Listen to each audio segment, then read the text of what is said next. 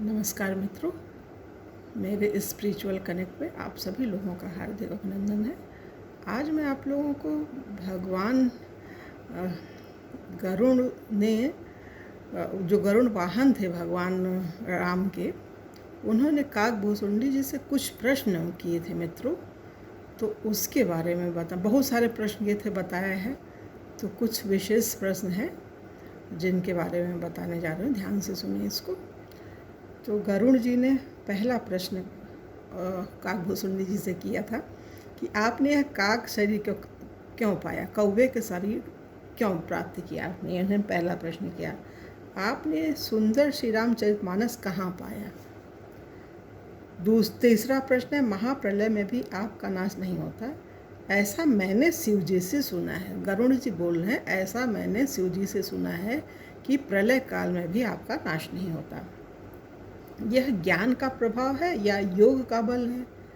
गरुड़ जी बोल रहे हैं, यह ज्ञान का प्रभाव है या योग का बल है, कैसे ऐसे होता है। आपके आश्रम में आने से मेरा मोह और भ्रम क्यों भाग गया। ये भी पूछ रहे हैं कि आपके आश्रम में आने से मेरा मोह और भ्रम भाग क्यों गया। अब देखिए, अब श्री शिव जी कहते हैं, हे पार्वती जी, गरुड़ की वाणी सुनकर काकभूसुंडी बड़े प्रेम से उन्हें धन्यवाद दिए और स्मरण करके अपने पूर्व जन्मों की कथा कहने लगे।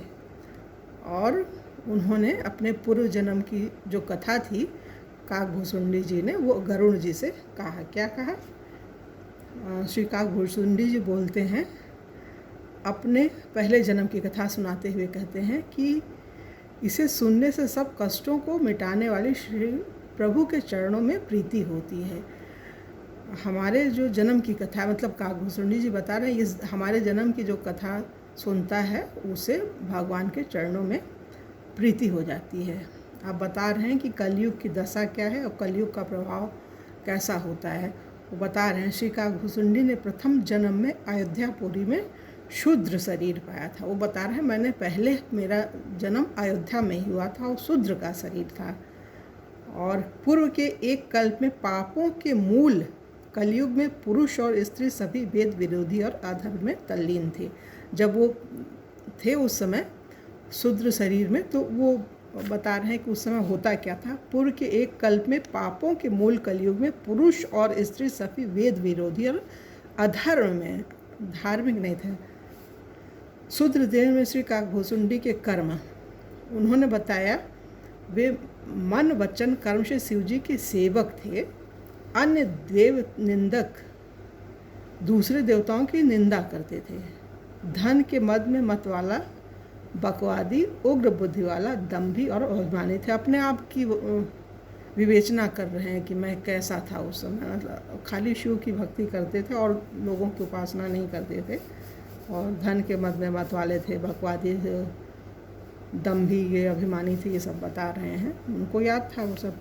प्राणियों पर अवध का प्रभाव, उस समय प्राणियों पर अवध का क्या प्रभाव था, श्री राम भक्त ही जान पाता है, अन्य नहीं।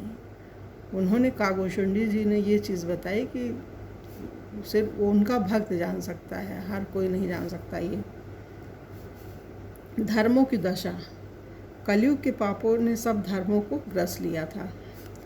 सदग्रंथ लुप्त हो गए थे, खत्म हो गए थे उस समय, सदग्रंथ नहीं थे। पंथ, दंभियों ने अपनी बुद्धि से कल्पना करके बहुत से पंथ प्रकट कर दिए थे।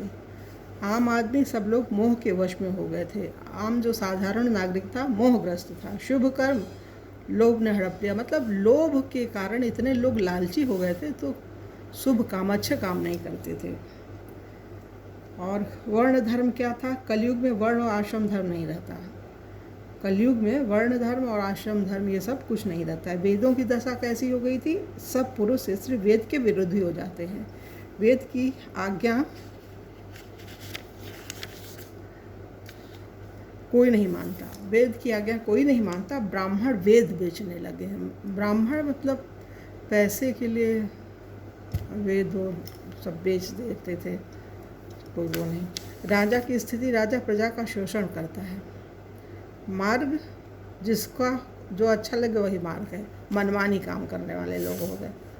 पंडित जो डींग मारे वही पंडित है। संत क्या है, जो मिथ्या आडंबर रचता है। जो मिथ्या आडंबर रचता है और दंभ में रत है। बुद्धिमान कौन है? जो येन केन प्रकारण पर धन हर ले। बुद्धिमान उसे कहते हैं जो येन केन कलयुग के लिए बता रहे हैं वो काव्यभूषण जी, जो येन केन प्रकारण दूसरे का धन हड़प ले। आचारी जो दम्भ करे उसे बड़ा आचारी कहते हैं। गुणवान जो झूठ बोले हंसी दिल लगी करे वो गुणवान माना जाता है। ज्ञानी और वैराग्यवान जो आचारहीन है एवं वेद मार्ग को छोड़ दिया है। प्रसिद्ध तपस्वी जिसके बड़े बड़े नख और लंबी लंबी जटाएं हैं वही प्रसिद्ध तपस्वी। योगी सिद्ध और पूज्य जो अमंगल भूषण धारण करते हैं, भक्ष अभक्ष सब कुछ खाते हैं, वो योगी सिद्ध और पूज्य माने जाते हैं कलयुग में। गौरवशाली और सम्मानित व्यक्ति जिनका आचरण दूसरों का अहित करता है। गौरवशाली सम्मानित व्यक्ति कौन होता है? जिनका आचरण दूसरों का हित। ये कलयुग का लक्षण है। कलयुग के बारे में, कलयुग बहुत समय से, अभी नहीं जो चल रहा उससे पहले भी, जब काकभूषण जी थे अयोध्या में, उस समय की बात बता रहे हैं ये चीज़ें। मतलब गौरवशाली और सम्मानित व्यक्ति जिनका आचरण दूसरों का हित करता है। वक्ता कौन है? वक्ता कौन होता है बता रहे हैं, जो मन वचन और कर्म से झूठे हैं वही वक्ता है। ये चीज़ है कलयुग की दशा, कलयुग का प्रभाव। अब सभी मनुष्य क्या करते हैं? स्त्रियों के वश में रहते हैं और बाजीगर के बंदर की तरह उनके नाचने पर नाचते हैं। उनकी मतलब सुनते हैं, हाँ में हाँ मिलाते हैं जो कलयुग के पुरुष लोग होते हैं। शूद्र कर्म ब्राह्मणों को शूद्र ज्ञानोपदेश देते हैं और गले में जनेऊ पहनकर बुरे बुरे दान लेते हैं। मनुष्यों का स्वभाव पुरुष काम लोभ में तल्लीन और क्रोधी होते हैं। देवता ब्राह्मण वेद संत, सभी लोग देवता ब्राह्मण वेद संतों का विरोध करते हैं। स्त्री आचरण अभागिनी स्त्रियां गुणवान सुंदर पति को छोड़ दूसरे पुरुषों का सेवन करती हैं। सुहागिन स्त्रियां आभूषणहीन, विधवा स्त्रियां रोज नया श्रृंगार करती हैं। शिष्य गुरु संबंध के बारे में बता रहे हैं काकभूषण जी। शिष्य बहरा और गुरु का अंधा सा हिसाब होता है। शिष्य गुरु के उपदेश को नहीं सुनता और गुरु देखता नहीं, ज्ञान दृष्टिहीन होता है। गुरु शिष्य का धन हरता है पर शोक नहीं हरता। धन तो ले लेता है, शोक नहीं लेता है। उनका कष्ट ये है गुरु की स्थिति। अतः गुरु घोर नरक में पड़ता है। माता पिता का धर्म, माता पिता बालकों को वही धर्म सिखाते हैं जिससे पेट पालन हो सके। ब्रह्म ज्ञान स्त्री पुरुष ब्रह्म ज्ञान के सिवा दूसरी बात नहीं करते। वे लोभ के वशीभूत हो थोड़े लाभ के लिए ब्राह्मण और गुरु की हत्या करते हैं। शूद्र का आचरण क्या होता है? शूद्र ब्राह्मणों से विवाद करते हैं कि क्या हम तुमसे कुछ कम हैं? जो ब्रह्म को जाने वही ब्राह्मण है, ऐसा कहकर वे ब्राह्मणों को आंख दिखाकर डांटते हैं। ये शूद्र लोग करते हैं ब्राह्मणों के साथ ऐसा व्यवहार। तो ये तो अभी और लंबा है मित्रों, उसको और बताएंगे कल की वीडियो में। आज बहुत बड़ा हो जाएगा, तो कल के वीडियो में आगे के बारे में बताएंगे। कलयुग का क्या लक्षण है, कैसे क्या होता है, काकभूषण जी ने जो बताया है। तो तब तक के लिए मित्रों जय हिंद, जय भारत, ओम शांति, ओम शांति, ओम शांति।